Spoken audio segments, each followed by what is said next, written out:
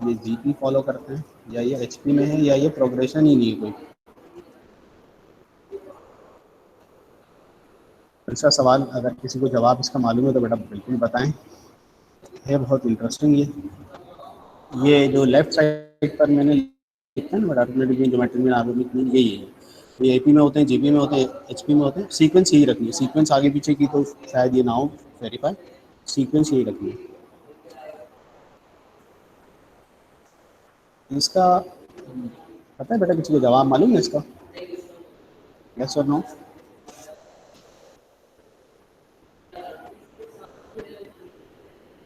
इसका ऑप्शन बेटा बी है, बी करेक्ट है, B for ball.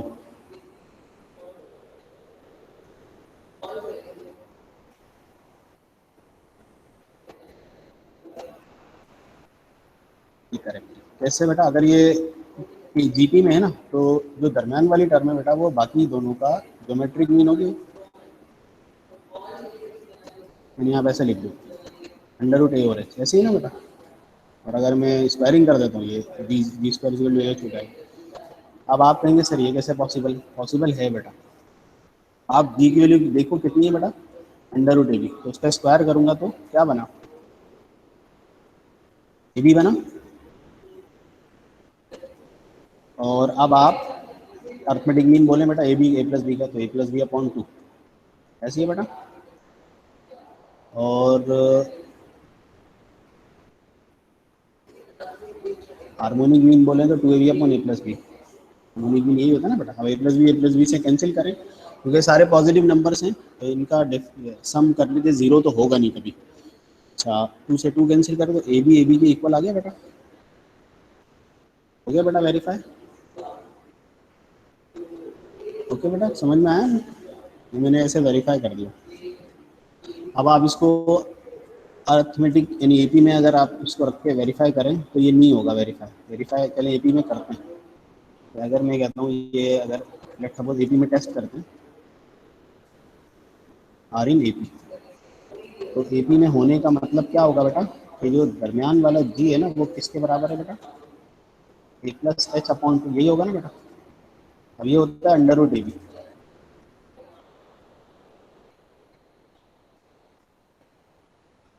Arithmetic mean कितना आ रहा था बेटा? A plus B upon to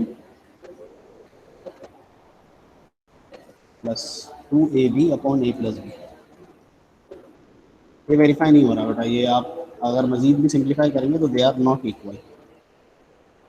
इस तरह से अगर मैं इसको एच पी में रख के वेरीफाई करता हूँ तो एच पी में भी वेरीफाई नहीं होगा। एच पी का मतलब क्या होगा? टू ए एच है ना अपॉन ए प्लस एच, ये होगा ना बेटा। तो arithmetic mean into geometric mean into harmonic mean, ये मल्टीप्लाई होगा बेटा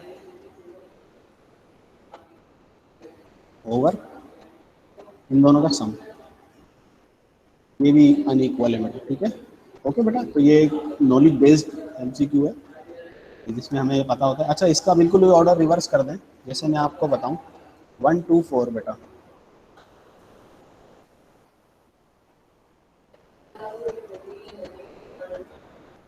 और 4 2 1। अगर पूरा ही ऑर्डर ऐसे ही रिवर्स कर दें तो जीपी तो रही ना बेटा, है ना। पूरा ही ऑर्डर रिवर्स कर दें तो जीपी तो रहेगी ना। तो अगर ए जी एच है और या एच जी और ए है तो वो जीपी में ही रहेगा, सही ना। मेरा ऑर्डर यही होना चाहिए कहने का, चाहे रिवर्स ऑर्डर हो, लेकिन हाँ आप बोलते हैं जी जो है पहले आ गया, फिर दरमियान में ए है, फिर एच, ऐसा नहीं पॉसिबल बेटा। ये समझ में आया क्या बात हो रही है? यस बेटा, is it clear to all, है ना। अच्छा, ये बात हो गई हमारी।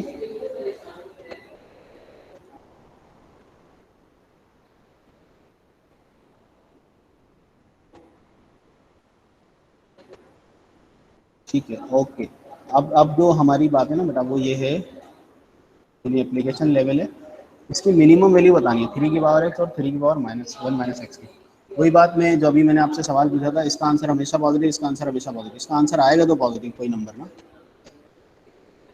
तो अब यहाँ ना बेटा देखें आप, और कीजिएगा कि जो अर्थमेटिक मीन ज्योमेट्रिक मीन का जो रिलेशन है ना, और मैंने अभी बात की पॉजिटिव नंबर के लिए ना, तो पॉजिटिव नंबर्स के लिए जब ये रिलेशन हमेशा फॉलो होगा बेटा, याद करें, अर्थमेटिक मीन ग्रेटर या इक्वल होगा ज्योमेट्रिक मीन से फॉर पॉजिटिव नंबर्स। तो जो 3 की पावर x है वो भी पॉजिटिव है, और 3 की पावर 1 माइनस एक्स है वो भी ऑलवेज पॉजिटिव है।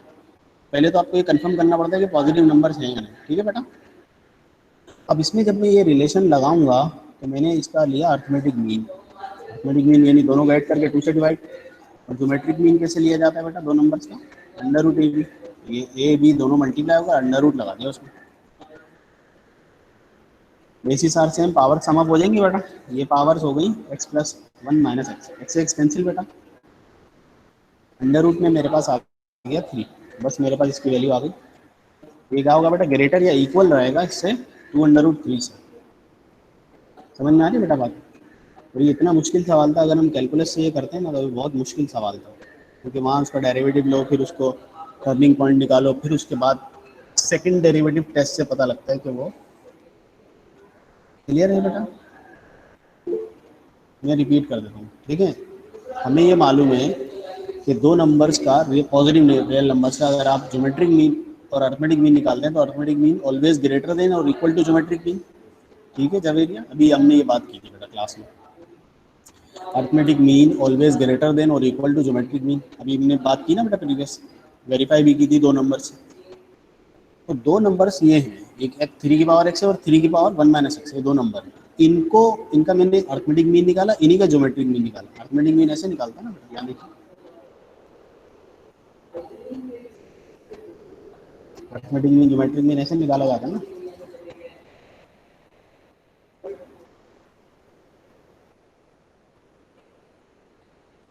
अर्थमेटिक मीन है, geometric mean greater than equal होगा। तो यहाँ जो है 3 की पावर एक्स और 1 माइनस एक्स, एक्स कैंसिल हो गया। ये हमारा ये सबसे बड़ा फायदा हो गया यहाँ पर। तो 3 की 2 की पावर 2 अंडर रूट 3 आ गया। क्लियर बेटा। तो इसकी जो वैल्यू है ये 2 डिवाइड इधर आके मल्टीप्लाई, इसकी वैल्यू क्या है, ग्रेटर देन इक्वल रहेगी 2 अंडर रूट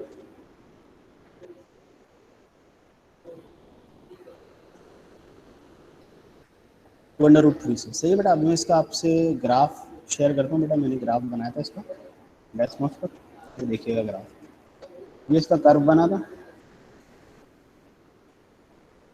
ये इसका ऐसे कुछ कर्व बना था, 3 की पावर एक्स प्लस 3 की पावर 1 माइनस एक्स का। ये टर्निंग पॉइंट है, तो ये ऊपर ऊपर ही रहेगा, नहीं वाई की वैल्यू अबव ही रहेगी, लेकिन कम से कम क्या वैल्यू आएगी इसकी, 3.4, और 3.4 यानी कि 2 अंडर रूट 3।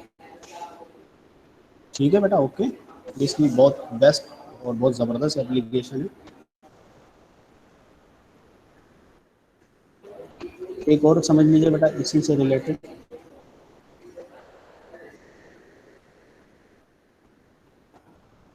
तो नंबर हमें दिए हैं बेटा ए बी, दोनों का सम दिया हुआ है और दोनों जो पॉजिटिव नंबर है। अब ये कह रहे हैं कि आप ये बताएं कि मैक्सिमम वैल्यू कितनी होगी इसकी, मैक्सिमम, उससे मैक्सिमम नहीं जाएगी, कम ही रहेगी। तो रिलेशन वही है बेटा, arithmetic mean always greater than equal to geometric mean. सही है बेटा। अब ए प्लस बी इसमें दिया हुआ है 3,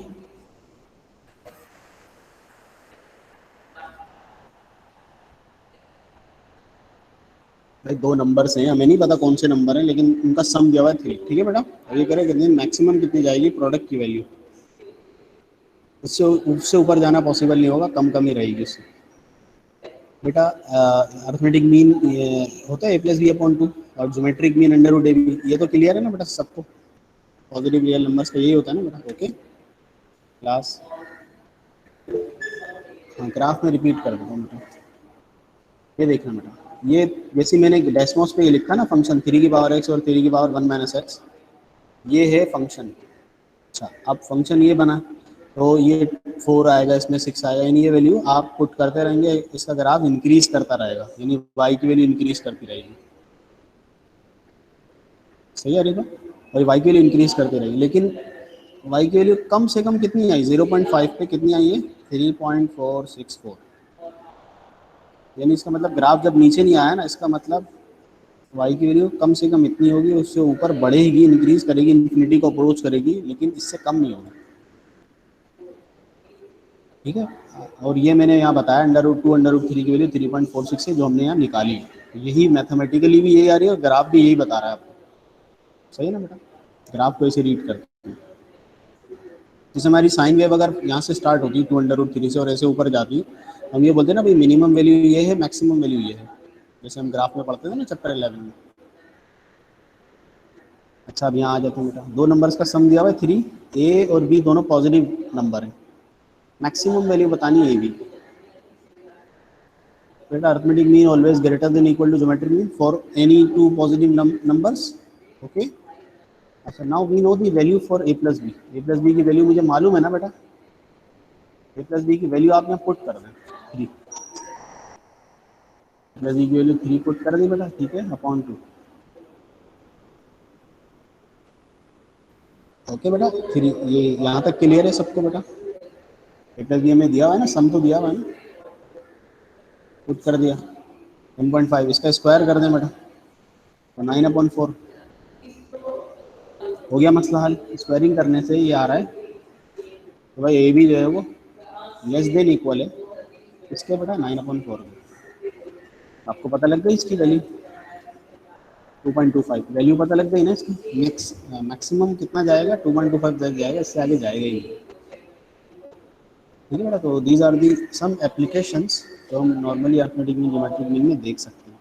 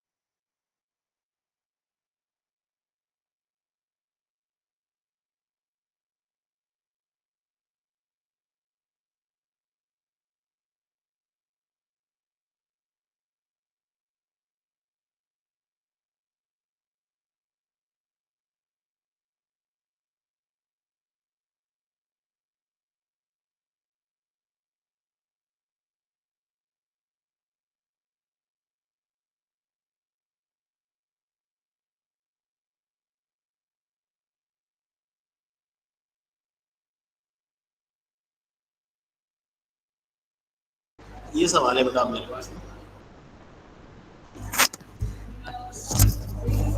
अच्छा प्रीवियस सब क्लियर है ना बेटा सबको, प्रीवियस वाले जितनी भी उन्होंने बातें की सब क्लियर है ना?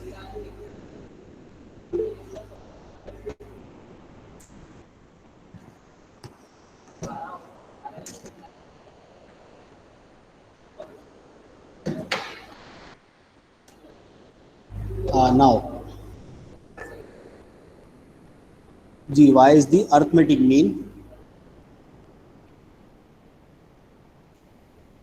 ठीक है ये अर्थमेटिक मीन है, तो वाई क्या हो मतलब अगर हम वैसे निकालें,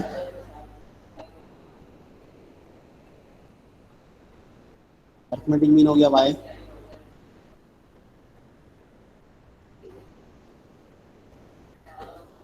Y is equal to X plus Z, बस हम इसकी वैल्यू यहाँ रख के सिंप्लीफाई करना है बेटा, बस सिंप्लीफाई हम कर देते, यानी यहाँ पर ये जो y आ रहा है ना वो किससे रिप्लेस हो जाएगा बेटा, एक्स प्लस जेड अपॉन 2 से रिप्लेस हो जाएगा, बस ये बात है। ठीक है बेटा, ये हो गया।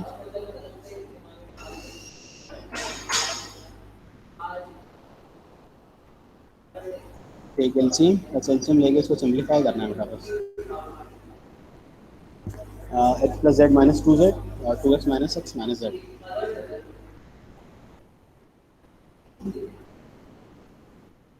एक्स माइनस जेड से कैंसिल बेटा, आंसर आ गया मेरा एक्स।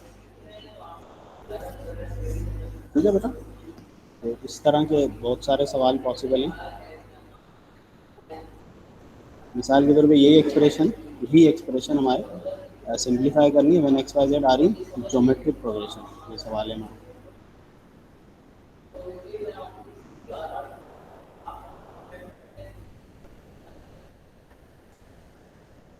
आर इन जीपी,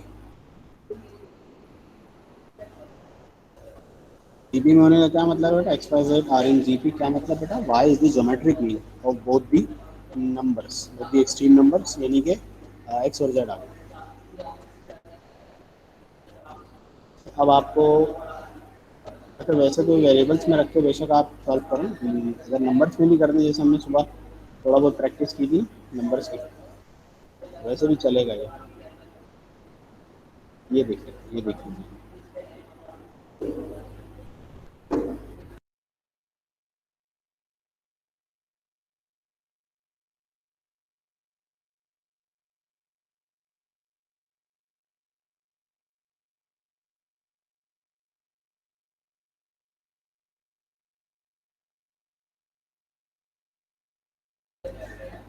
अगर ये एक्स वाई जेड बेटा जीपी में है तो जीपी में होने का मतलब है अंडर रूट एक्स जेड है ना।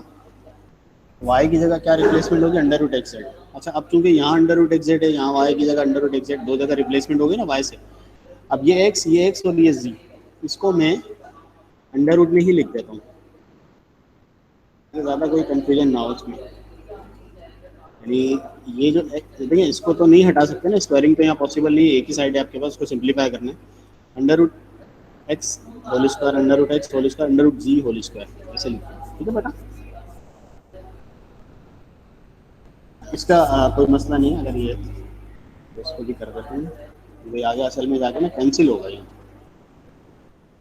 ठीक है बेटा। Under root X whole square ये दो बार लिख दी, under root Z whole square, under root X whole square. Common आ रहा है बेटा, यहाँ से देखिए अंडर रूट जी कॉमन है, यहाँ से डिनोमिनेटर में से अंडर रूट एक्स कॉमन है, कॉमन लिया, अंडर रूट एक्स से ये अंडर रूट एक्स लिखा है, एक कैंसिल हो जाएगा, तो है ना यहाँ पर एक कैंसिल होगा, और ये पूरा फैक्टर ही कैंसिल हो गया। तो ये मेरे पास बचे हुए terms, under root X Z, आप चाहें इसको यहीं छोड़ दें, वरना ये वाई के भी बराबर है, under root X Z Y के इक्वल है ना, ये देखिएगा। Y Z is the geometric mean of X and Z, तो Y X Z under root X Z है। ऑप्शन पे डिपेंड करता है कौन सा लिखा हुआ है, अगर अंडर रूट एक्स जेड लिखा हुआ है तो वो भी सही है, और वाई लिखा हुआ है तो वो भी सही है।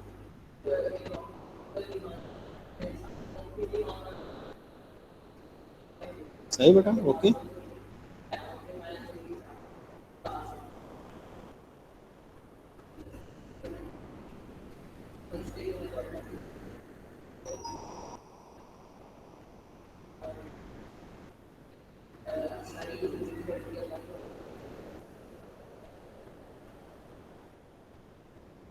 यही एक्सप्रेशन है बेटा, सिंप्लीफाई करनी है when these numbers are in HP, तो एचपी में मतलब जो आपका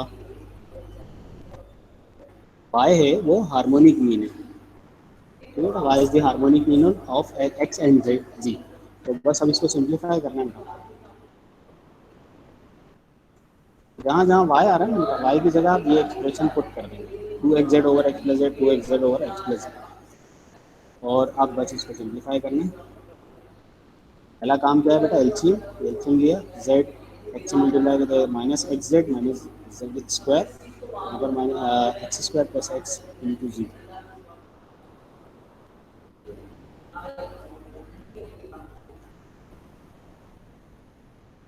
और बस एलसीएम लेना है, एलसीएम प्रॉपरली आपने लिया है, एक्स प्लस जी तो कैंसिल हो गया बेटा, यहाँ X square plus X Z minus two X Z, two X Z minus X Z minus Z square,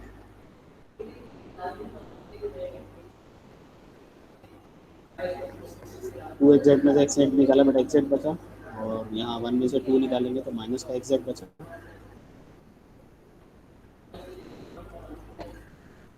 पूरा फैक्टर कैंसिल बेटा, एक्स भी कैंसिल, मेरा आंसर आ गया। ठीक है, इसमें कोई असल में सिंप्लीफिकेशन ही की है, ज़्यादा कुछ वो था नहीं।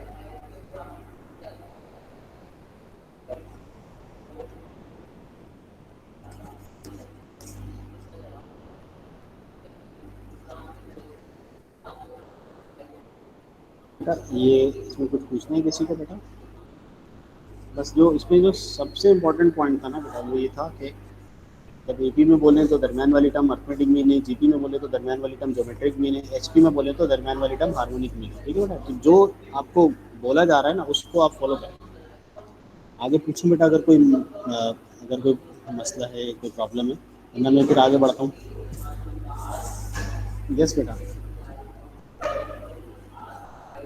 कोई सवाल है किसी का?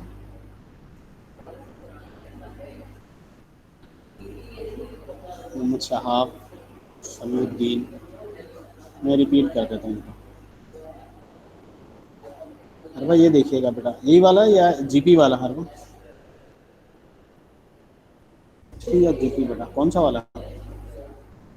हाँ देखिए, एचपी में अगर मैं बात कर रहा हूँ तो एचपी में 3 नंबर्स कहने का मकसद ये होता है कि दरमियान वाला जो नंबर है ना वाई, वो बाकी दोनों एक्सट्रीम नंबर्स का हार्मोनिक मीन है। और हार्मोनिक मीन हम ऐसे निकालते हैं 2xz/x+z, ठीक है बेटा।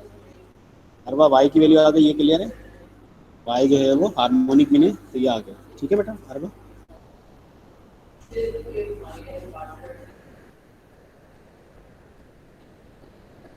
नाउ ये कह रहे हैं इस वैल्यू को, जो आपको मैं ये बता रहा हूँ, इसको सिंप्लीफाई करना है विद दिस नॉलेज। इस नॉलेज को आपको ध्यान में रखना है। तो आप x या y की वैल्यू बेटा पुट कर दीजिए, ये वाली जो हमने हार्मोनिक मीन की नॉलेज से निकाल ली। और यहाँ डिनोमिनेटर में भी y रहा है, तो y की वैल्यू पुट कर दी। Now take LCM, minus Z multiply होगा बेटा एक्स प्लस जेड से, ओवरऑल एलसीएम आ गया एक्स प्लस जेड। और x जो है मल्टीप्लाई होगा एक्स प्लस जेड से। मल्टीप्लाई करते हैं बेटा इसको, minus X Z minus Z square, यहाँ मल्टीप्लाई करते हैं X square plus X Z. Two में से वन निकाला तो वन एक्स जेड बचा, वन माइनस टू किया तो माइनस एक्स जेड बचा। तो न्यूमरेटर में से जेड कॉमन है, डिनोमिनेटर में से एक्स, फैक्टर कैंसिल करें, आंसर जेड आ गया, ठीक है अरमान? करेक्ट।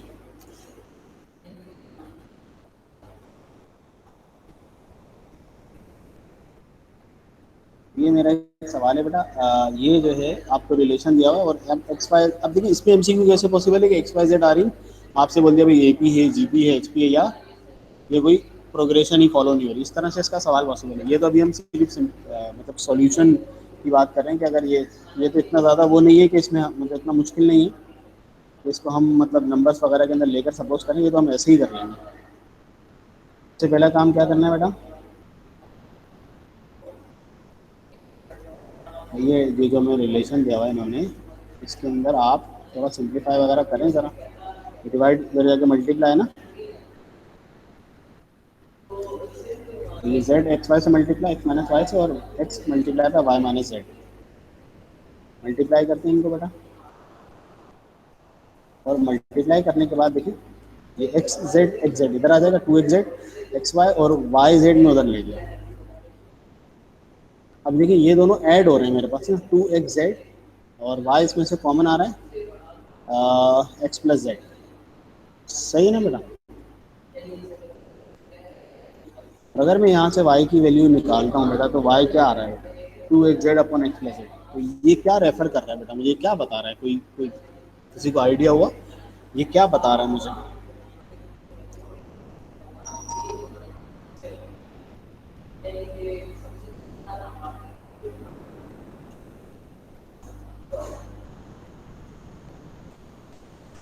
जी बिल्कुल, ये कह रहा है कि y जो है ना एक्स जेड का हार्मोनिक मीन है, यही बोल रहा है ना बेटा, हो गया प्रूफ।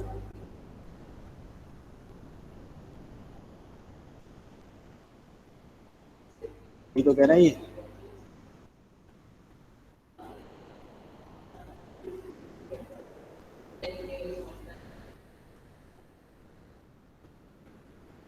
साहब जो रिलेशन दिया हुआ था उससे प्रूफ करना था ना, तो आपने उस रिलेशन को यूज करके भाई, ये तो आप देन प्रूव दैट, ये तो इसी रिलेशन से एक्सट्रैक्शन होगी ना, यानी इस रिलेशन को सिंप्लीफाई करके ये बनेगा, ये बात थी, ये प्रूफ था।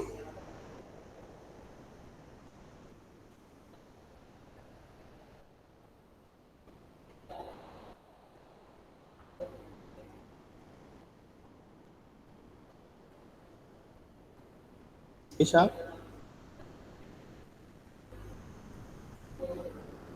नहीं नहीं, ये अलग सवाल था बेटा, ये अलग सवाल था। अरे भाई ये अलग सवाल है, इसमें दिया हुआ है, इसमें सिंप्लीफाई नहीं करना, ये प्रूफ करना था, और प्रीवियस क्वेश्चन में सिंप्लीफाई करना था ना बेटा, सवाल अलग है बेटा।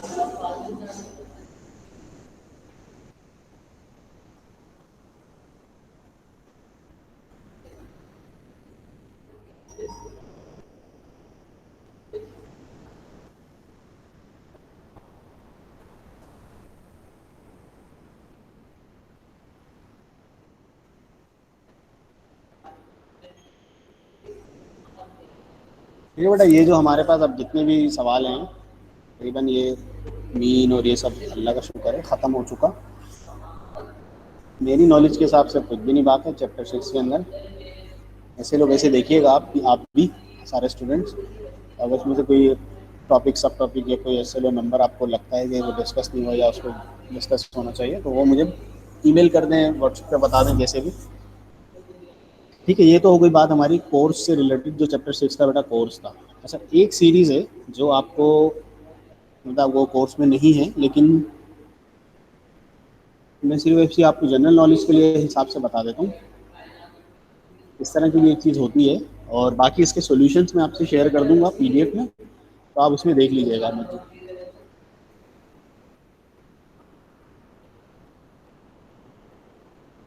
कौन सा वाला? शहाब, मैं कल कल वाले जो सवाल थे उसकी बात कर रहे हैं?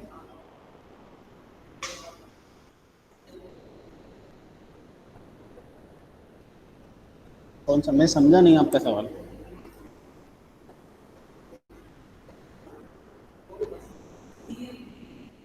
अच्छा हाँ, वो गूगल क्लासरूम वाले, गूगल क्लासरूम की बात कर रहे हैं ना आप?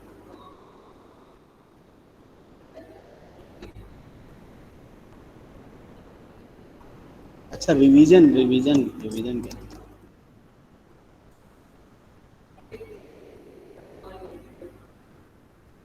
कल पॉसिबल है रिवीजन क्लास? तो फिर कल जाके, अभी ये ख़त्म हुआ है तो फ़ौरन ही हो जाएगा या नहीं?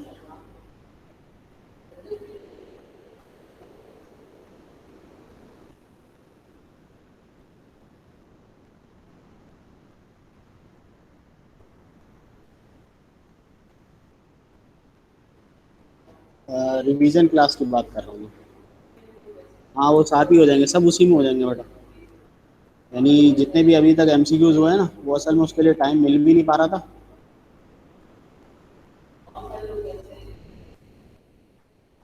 बाकी स्टूडेंट भी थोड़ा सा गाइड बता दें बेटा, ये क्या सजेशन है, फिर मैं देखता हूँ। अगर कुछ स्टूडेंट्स हैं इंटरेस्टेड तो कल, वरना फिर बाद में देखते हैं।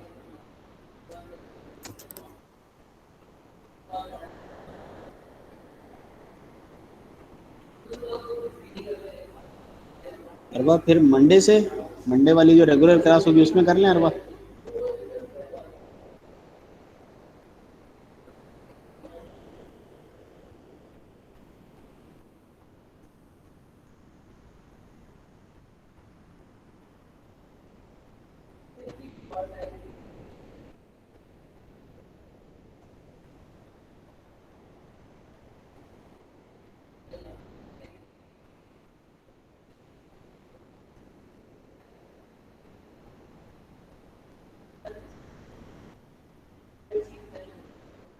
चलिए ठीक है, ओके फिर, ओके। मंडे वाली क्लास में जो रेगुलर क्लास है उसमें फिर हम पहले एमसीक्यू जितने भी हैं इसके उसको डिस्कस कर लेंगे, ठीक है। और फिर हम जो हमारा एक चैप्टर है ना बेटा, परमुटेशन कॉम्बिनेशन, उसको फिर कंटिन्यू करेंगे, देखेंगे मंडे को हुआ नहीं तो फिर ट्यूसडे हो जाएगा, सही।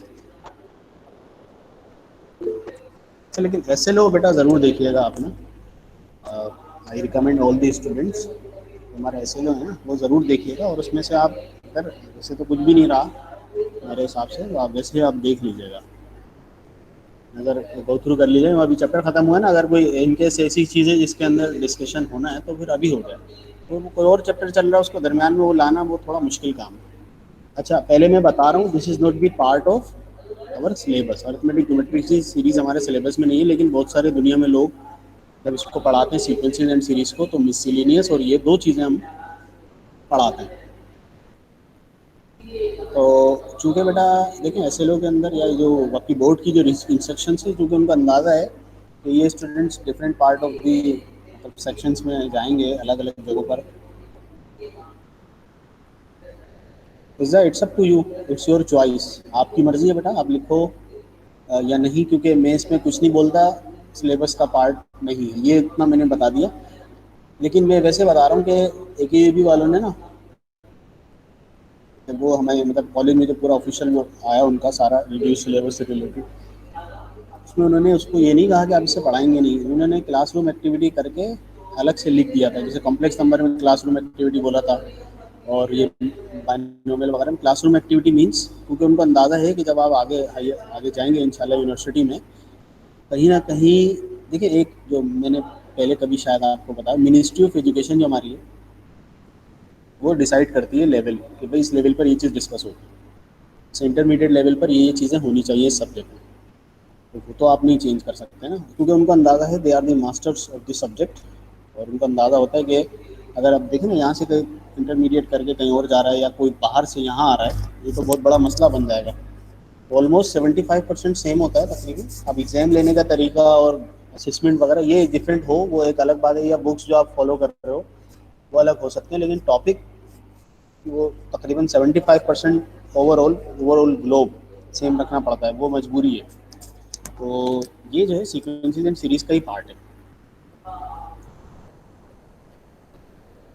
अरीबा फातिमा, मैं तो खुद कहता हूँ बेटा कि वो चूँकि AQUB ने भी ये नहीं लिखा कि आप पढ़ाएं नहीं, उन्होंने कहा क्लासरूम एक्टिविटी, यानी पढ़ाएं आप, बच्चों को पता होना चाहिए उन चैप्टर्स के बारे में। लेकिन पहला हमारा काम है, ये पहला हमारा काम है कि जो सिलेबस के अंदर यानी जो है ना, जैसे अब परमुटेशन का पहले उसको ख़त्म कर दें, फिर वो हमारी अपनी अंडरस्टैंडिंग होगी कि वो हम अपनी अंडरस्टैंडिंग से जो हमारे हमारे पूरी क्लास को और सबको टाइम सूट करेगा ना, वो कर लेंगे। हाँ शहाब, वो जो मिसलिनियस है ना, वो एप्टीट्यूड में बहुत आती है। जो मिसलिनियस एक्सरसाइजेज है ना, वो बहुत आती हैं, शायद आपने अगर कहीं देखे हैं क्रिकेट वगैरह की बुक्स, तो उसमें आप देख गौर कीजिएगा, मिसलिनियस तो यकीन करें उनकी फेवरेट सीरीज़ है। हाँ, तो वो अगर जिन बच्चों को आइडिया नहीं होता ना, वो बेचारे वहाँ पे फंस जाएंगे। तो एक चीज़ को बिल्कुल ही मतलब तर्क करना, एक चीज़ को बिल्कुल ही आप कट ऑफ कर दें, तो अच्छा AQUB ने भी स्मार्टली इसमें वो किया, रोल प्ले किया है। ऐसे नहीं कहा उन्होंने कि भाई आप पढ़ाएं नहीं। वो तो खैर देखो, नहीं नहीं, वो तो अलग देखो, सिचुएशन ऐसी चल रही थी तो वो तो उनको करना पड़ा, लेकिन उन्होंने ये थोड़ी कहा कि आप पढ़ाएं नहीं, उन्होंने कहा क्लासरूम एक्टिविटी में आप बिल्कुल इसको इन्वॉल्व करेंगे। तो उन्होंने ये कहा कि असेसमेंट यानी जब एग्जाम लिया जाएगा तो एग्जाम में नहीं आएंगे। अब हम उसका मतलब ये ले लें कि पढ़ाई नहीं, तो वो तो अलग है ना। अच्छा, ये बेटा ये क्या क्या है, क्या ये पहले ये देखते हैं, अरिथमेटिक ज्योमेट्रिक सीरीज ना, बहुत स्मार्टली उन्होंने बात की है इसके ऊपर ना। देखिए ये होता क्या है, अरिथमेटिक ज्योमेट्रिक सीरीज, दोनों वर्ड एक साथ आ गए ना, कॉम्बो बन गया, विच मीन्स अरिथमेटिक का भी कुछ फ्लेवर होगा और ज्योमेट्रिक का भी, यानी अरिथमेटिक भी इन्वॉल्व होगी, ज्योमेट्रिक भी, यानी कॉमन डिफरेंस भी आपको देखने को मिलेगा और कॉमन रेशो भी देखने को मिलेगा। अब ये कैसे होगा पॉसिबल, तो वो ज़रा समझते हैं बेटा। दो तरीके हैं लिखने के, मैंने ये सारी सीरीज एक ही तरह लिख दी, आप एक और मैं लिखता हूँ फिर समझते हैं बेटा। ये सीक्वेंस भी होती है, सीरीज भी होती है, यानी इसका सीक्वेंस है, अगर इसमें सीक्वेंस आ रही है तो वो पहले कॉमा सेपरेटेड नंबर होंगे। अभी मैं असल में सीरीज के ऊपर बात कर रहा हूँ, तो सीरीज लिखिए, कॉमा सेपरेटेड लिख देंगे तो टर्म्स भी बन जाएंगे। अच्छा, मैंने लिखा बेटा 1 2, और उसके साथ मैंने लिख दिया यहाँ 2। अब समझते जाइएगा।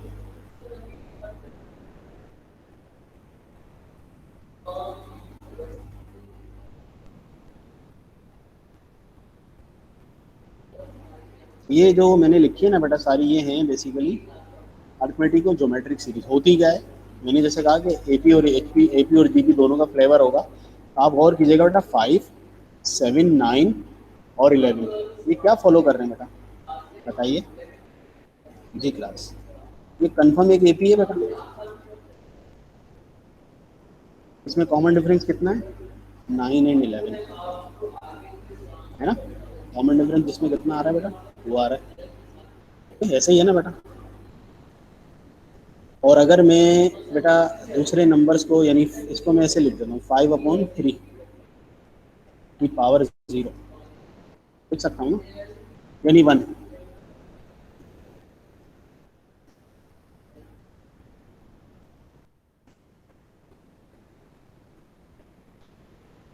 ठीक है बेटा। और ये 3, और फिर 9 और 27, ये एक DP बन गई। क्या मतलब हुआ भाई, AP भी है GP भी है, यानी विद कॉमन रेशो यहाँ 3 होगा बेटा, R, और ये GP है। ये मतलब होता है अरिथमेटिक ज्योमेट्रिक सीरीज का। हाँ, अब ये जरूरी नहीं है कि कॉमन रेशो डिनोमिनेटर में ही, जैसे आप लास्ट वाला एग्जांपल देखो, लास्ट वाली, इसमें क्या है बेटा, 1 2 3 4, ये देखना बेटा, इससे पहले 1 2 3 4 ये जो नंबर है ये एपी है विद कॉमन डिफरेंस 1, और इसके साथ जो नंबर्स मल्टीप्लाई हो रहे हैं बेटा, 1 तो 1 ही रहा, 2 4, 2 का स्क्वायर 4 होगा ना, और 8, ये जीपी है विद कॉमन रेशो 2। समझ रहे बेटा बात को? तो कॉमन रेशो अपॉन में हो, इधर कॉमन रेशो 1 से ग्रेटर और लेस सभी होते हैं ना बेटा, इसमें तो कोई ऐसी बात नहीं है। तो ये होती है अरिथमेटिक ज्योमेट्रिक सीरीज, जिसमें आप एपी और जीपी का कॉम्बिनेशन देखते हैं। क्लियर बेटा? अब अभी मैं टाइम की 2 3 मिनट हैं मेरे पास, तो टाइम की कमी की वजह से मैं सिर्फ इनफाइनाइट ले रहा हूँ, फाइनाइट वाली भी नहीं ले रहा, तो फाइनाइट में बहुत ज़्यादा टाइम लग जाएगा। वो मैं आपसे सोल्यूशन शेयर कर दूंगा, वो आप देख लीजिएगा, अगर नहीं समझ में आया तो मुझसे पूछ लीजिएगा, वरना हम बाद में इसको डिस्कस करें। इनफाइनाइट में इसको सम अप करने का फॉर्मूला भी है, फॉर्मूला मैं आपको डायरेक्ट बता दूंगा, लेकिन थोड़ा सा मैं एक्सप्लेन करने की कोशिश करता हूँ, और उसको हम देखते हैं, अगर समझ में आ जाए तो बहुत अच्छा है।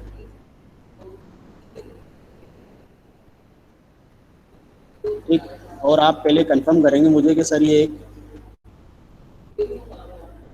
एजी सीरीज ही है। अच्छा, इसको इन शॉर्ट लिखते हैं बेटा,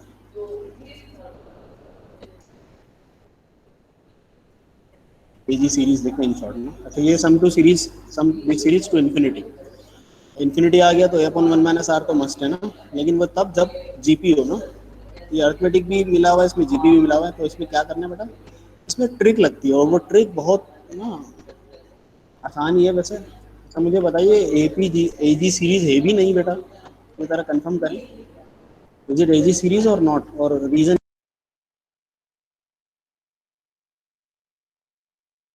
रीजन के साथ बेटा एजी सीरीज कंफर्म करें, एपी और जीपी, अगर एपी बोल रहे हैं तो एपी कौन सी है और जीपी क्या है, बताएं बेटा, रीजन क्या होगा? 1 3 5 7 ऑब्वियसली न्यूमरेटर में एपी है, और जो 1/2 1/4 वगैरह वगैरह ये जीपी है। ठीक है बेटा, ये बात हमारी हो गई। इसमें जो करना है ना बेटा, जैसे आपको याद होगा वो जो 2064 स्क्वायर चेस बोर्ड के जो थे, जिसे समअप करना था, उसमें मैंने जो ट्रिक लगाई थी ना, कॉमन रेशो से यानी एक नंबर से मल्टीप्लाई करना, वो काम यहाँ करना है मुझे। इसका जो कॉमन रेशो है ना बेटा, वो हाफ है। तो पूरी ये जो सीरीज है S is equal to infinite series है, इसको मैं कॉमन रेशो से मल्टीप्लाई कराऊंगा, तो भाई यहाँ 1/2 हो जाएगा, यहाँ 3/4 हो जाएगा, 5/8 हो जाएगा, और 7/16 हो जाएगा। ठीक है ना बेटा?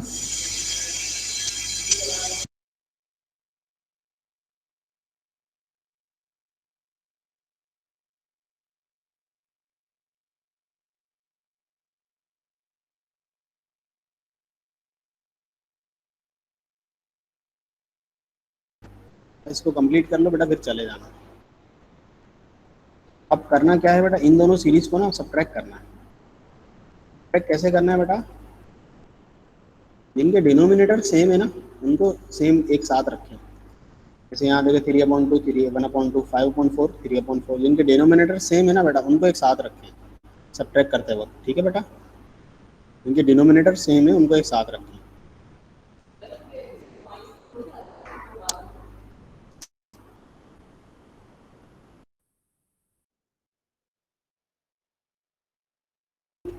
ठीक है बेटा, इसमें से इसको -1 तो ऐसे ही रहेगा, 3/2 इसका डिनोमिनेटर सेम है तो 1 बचा, 5/4 3/4 वहाँ बचा। अब ये पूरी एक जीपी बन चुकी है, यहाँ से यहाँ तक, यहाँ से यहाँ तक एक पूरी इनफाइनाइट जीपी है, और आप इसको A/1 - R के फॉर्मूले से सम अप कर दें बेटा।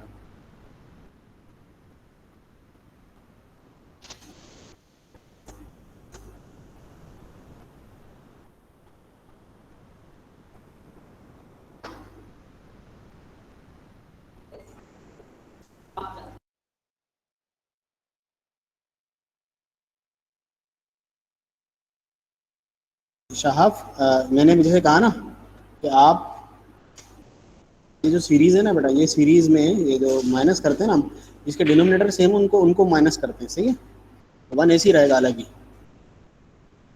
ठीक है साहब, वन अलग ही रहेगा। हाँ, बाकी स्टूडेंट बेटा किसी को सवाल हो तो बिल्कुल पूछ लें बेटा, बाकी देखें वैसे ही जाना शुरू होगा। मैंने ये कहा ना, देखो इसका जो मल्टीप्लाई किया हमने हाफ से, नहीं कॉमन रेशियो से, तो 1/2 आया, 3/4 5/8, 7/60। अब ओरिजिनल सीरीज देखिए, ओरिजिनल है यानी जो हमें सवाल दिया हुआ था, और ये हमने मल्टीप्लाई करके निकाली, तो 3/2 1/2 दोनों का डिनोमिनेटर मैच कर रहा है ना, तो ये सब्ट्रैक्ट होंगी आपस में। 5/4 में से 3/4 जाएगी, 7/8 में से 5/8 जाएगी, यानी ये जो 1 है ना, ये ऐसी कॉपी हो जाएगा। ये मतलब है इसका। ठीक है शाह, राइट। हाँ बस अब ये 1 तो ऐसी रहा, अब ये 1 यहाँ से लेकर यहाँ तक की जीपी है इनफाइनाइट, 1 इसमें इंक्लूड नहीं है, सिर्फ इसमें फॉर्मूला लगेगा A/1 - R का। बस ये सम आ गया मेरा 6। और इसमें बेटा फॉर्मूला भी काम करता है, फॉर्मूला मैं आपको डायरेक्ट ही बता देता हूँ।